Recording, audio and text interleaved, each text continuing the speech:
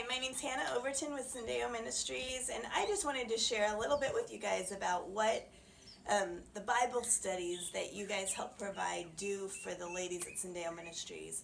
Right now, we have about 800 ladies that are signed up to, in some way, involved in the Bible study program, and we send them in every 3 or 4 months. They get these Bible studies and they have something to do. Right now, especially during COVID, they're stuck in their beds, and it gives them something to focus on other than the fact that they can't get out of bed and they don't have anything but peanut butter and jelly for every meal, and just some of the crazy things that they're having to deal with right now. But I really want to share just one story about a lady's life that was touched by these Bible studies. My friend Lucy, when I first met her, she was one of my friends told her that she would not, or that I would not be able to survive if she didn't help take care of me. And she decided that it was her mission to make sure that I was okay. And she followed me around, and if anybody even looked at me the wrong way, she was beating them up. And I would follow her around after telling her, stop, don't hit them, because I didn't like that she was hitting people, and she didn't understand. She kept telling me, Hannah, why won't you let me? I'm just taking care of you. They can't talk to you like that. They're being mean to you. And over the years, she began to understand more and more, and she accepted the Lord, and she started doing the Bible studies and growing. And when I first took Debbie with me to go visit her, she told Debbie, she said, I haven't hit anybody since Hannah left. And she was so excited about that. But, you know, God has just like completely transformed her life. And we found out a couple of months ago that she was going to be getting out of prison, and we were trying to get her to be able to come here to Syndeo Ministries and be one of the first ladies to live in our transitional home, and that was our plan. But it didn't end up working out because she was deported, and we weren't able to get the paperwork for her to not be deported because she's a Mexican citizen. But God had a plan, and God took care of her. When we found out that she was going to be deported, we were trying to figure out somewhere for her to stay, and we were calling everybody that we knew in Mexico. We have missionary connections in different places, and trying to find somewhere that she could go and be safe. And we hadn't found anywhere that had told us for sure of if they could take care of her or anything, but we were still working on it. And we had been told that she would leave the prison and go to a detention center for at least 30 days. Well, that's not what happened. She was picked up from the prison last Friday, and she was taken directly from the prison across the border to Nuevo Laredo. And we got a phone call at 9 o'clock at night from the Mexican consulate. They gave her 3 minutes to tell us she didn't have any money. All she had was the clothes on her back and her bra and underwear that she had, and nothing. She didn't have anything. And they were going to take her and put her on a bus to Monterey. And that was as far as they were going to take care of her. And they said that she was getting on the bus now, and if we wanted to help her, we needed to send her some money. Well, when I talked to her, she was so panicked because she only had 3 minutes and she didn't know what to do. She couldn't even get the words out. So Debbie talked to the Mexican consulate, and they explained this to her, but they just hung up. Debbie was trying to ask them how to get money to her, and they didn't want to give any more information. So then we're in a panic, and Debbie's trying to figure out how to send her money. We find out from Western Union that there is no such thing as a Western Union in the bus at the station at Monterey. That in Mexico you have to go to a bank to get Western Union, and she would need an ID to get money. Well, she's been in prison for 27 years, so she doesn't have an ID and won't have one for a few months. So that's a dead end. We don't know how we're going to get her money.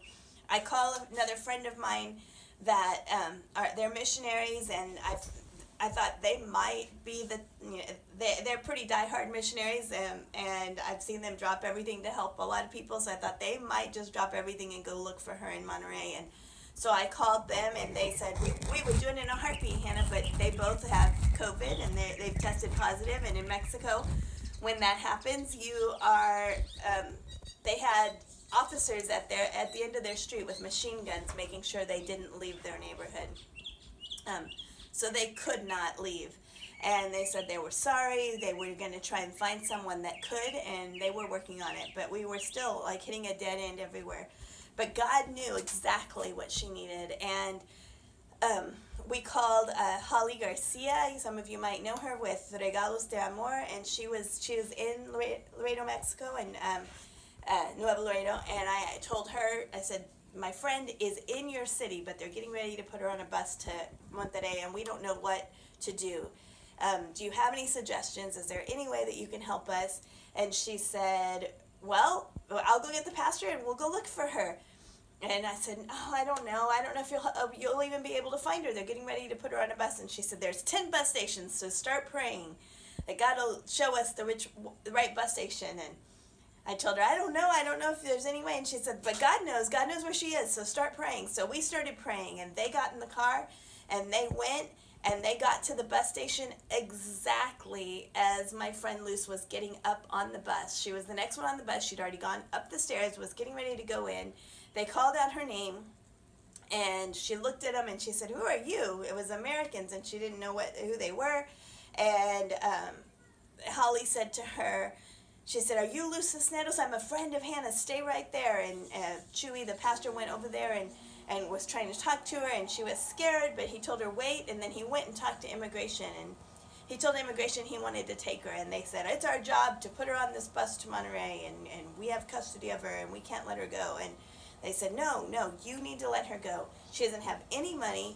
When she gets to that bus, you're going to let her go. I mean, gets to Monterrey, you're going to let her go, and you don't have, she can't take care of herself. She's going to die over there.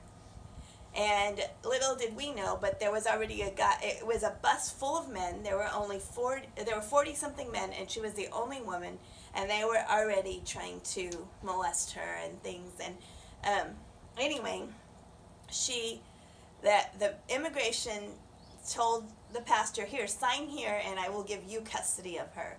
And then went up to her and told her, you are now in his custody. Go with him. And so she said, Holly called me and told me, tell her that we're your friends, because she's scared.